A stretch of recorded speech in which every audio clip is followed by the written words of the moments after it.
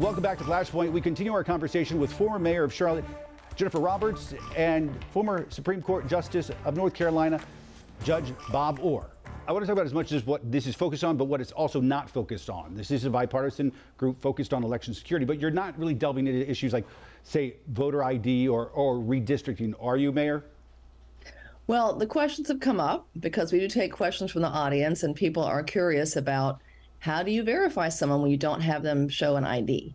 And so, that question about what is the process for making sure that that is the voter who, say they are, that can be answered. And our directors have done a great job of doing that. In terms of the policy, somebody asked last night, when are we ever going to settle this issue? Because it's been back and forth in the courts. And there were some legal experts who could talk about, well, here's where the process is, here's the appeal, here's the federal case, here's the state case.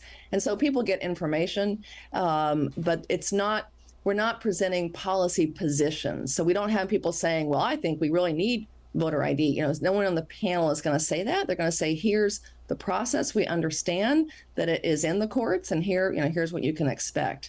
We also are not talking about, how many days of early voting are fair, that kind of thing. Every once in a while, we'll have an attorney say, well, in my opinion, this case was resolved well, but we are not on the panel putting forward policy positions. The Carter Center does not have policy positions. We are here to follow the law that is in place. And as someone on the panel said last night, if you don't like the law that is in place, that's why it's important to vote for your representatives. Yeah, if I can add to that, sure. I think that,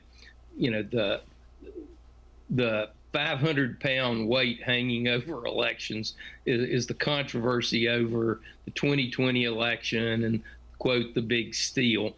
And the purpose of these forums is not to debate or even get into that. We have had cybersecurity experts who, based upon their expertise, have talked about how the 2020 election, from a cybersecurity perspective, was the best run, safest that the states and the country have had. And so, while that's an issue that is floating out there, and people show up who whose lack of confidence in the election system is based on what happened in 2020. Our cybersecurity experts are there not to propagandize or try and convince people, but just to give a factual recitation of the kind of security measures that are in place from the federal level down through the states to make sure that foreign countries or foreign organizations somehow break into the system and disrupt the elections.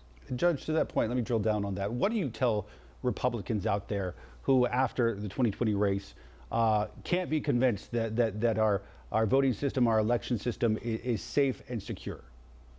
Well, that's what we're trying to do as part of this tour, is take people, and there are people on the Democrat side that don't have a lot of faith in the election system. And so it's important. The people that we're putting on these panels, and I'll use Phil Strack as an example, very prominent Republican lawyer, not just in North Carolina, but around the country. He's represented Republicans on redistricting and a variety of issues. To have Phil Strack say, we have a great system of elections here in North Carolina. I have confidence in how it works. It's not perfect, but we have practices and ways of resolving problems. That's an important message, particularly on the Republican side, to hear.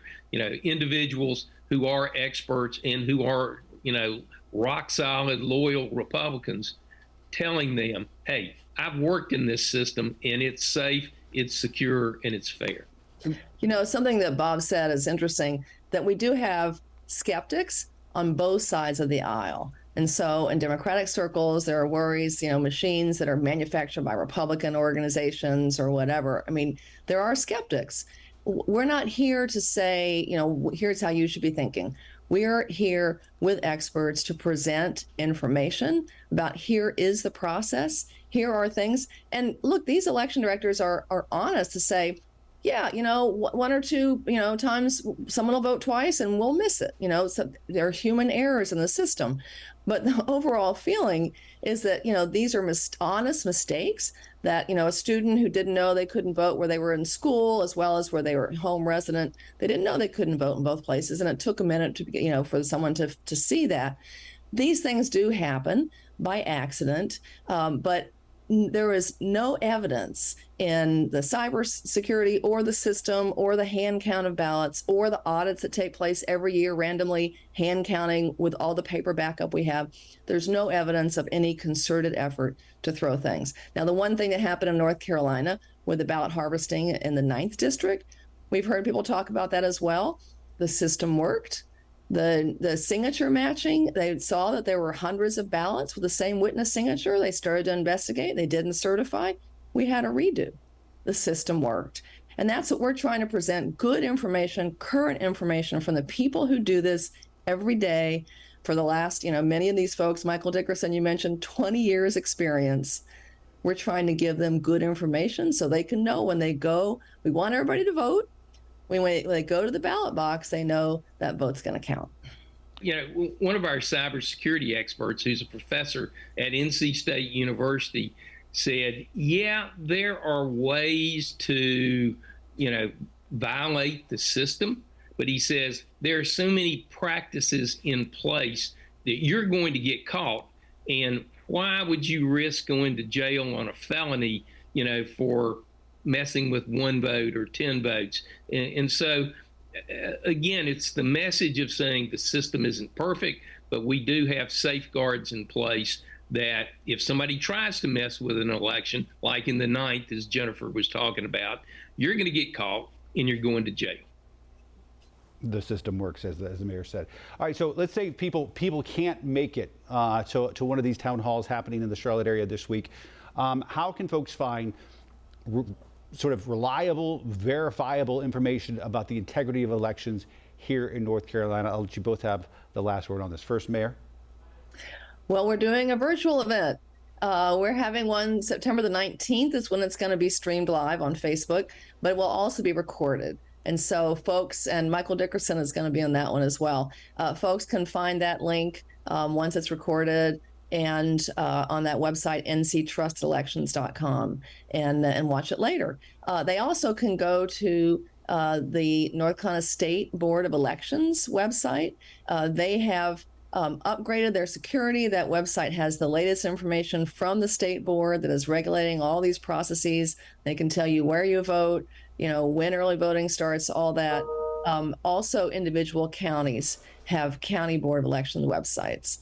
And that's really the best place to get information. One of our partners is the League of Women Voters, and they also have Vote 411 and are happy to answer those questions too, because they want people to know how to vote. Judge, I'll give you the final word. How should people feel about going into the midterm elections in 2 months?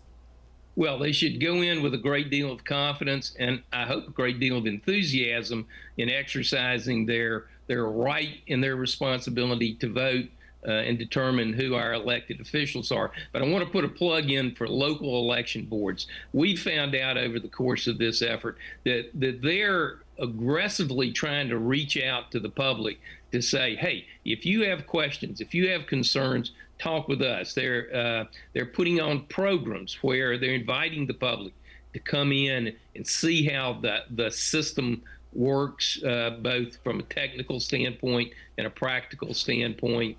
And people just need to take advantage of these resources. And I will put a second plug in. We need to be spending more money helping the workers in our election system have enough staff and enough resources to continue to do the great job that we expect.